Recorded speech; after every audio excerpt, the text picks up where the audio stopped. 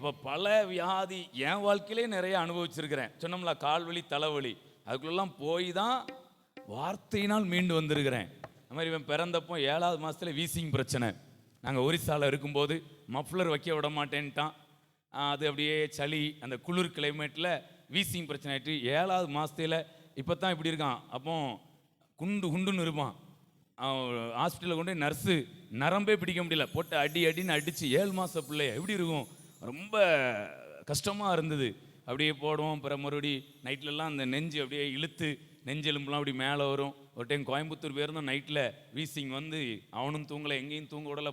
போயிட்டு ஒரு 3000 ரூபாய்க்கு அந்த வீசிங்க்கான சில எக்யூப்மெண்ட்ஸ்லாம் வாங்கி இனிமேல் இவன் ஃபுல்லாக அது என்ன பண்ணணும், கிட்ஸ்லாம் நீங்கள் வச்சுக்கிடணும், இது இருந்தால் தான் முடியும். ஆனால் அதை எப்போவுமே நாங்கள் யூஸ் பண்ணோம் அப்படின்னு ஒரு 4 வயசு வரைக்கும் என்ன பண்ணால் கஷ்டப்பட்டாங்க.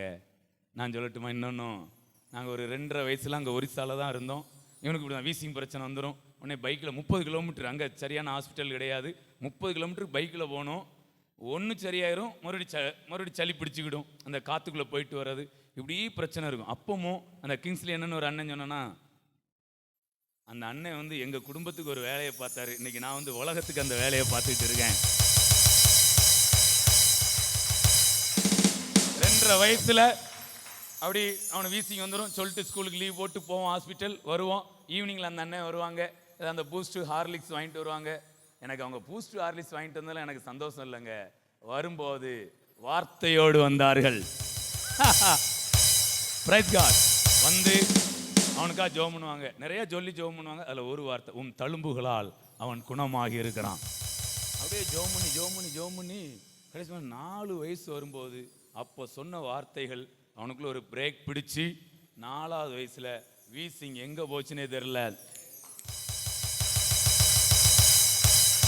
உங்களுக்கு ஏதாவது வீசிங் பிரச்சனை வேற ஏதாவது இருந்ததுன்னா டாக்டர் கூட உங்களுக்கு ரிப்போர்ட் கொடுத்திருக்கலாம்.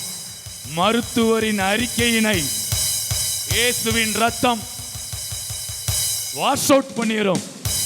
விசுவாசிங்க, மகிமையை காண்பீர்கள். நான் வைராக்கியமா பேசுறேன். நான் வெறும் வார்த்தையை மட்டும் பேசல, வாழ்க்கையின் அனுபவத்தில இருந்தும் பேசிட்டு இருக்கிறேன். நான் கண்ணார கண்டிருக்கிறேன். வார்த்தை என்னில் வேலை செய்ததையும் அவனில் வேலை செய்ததையும்.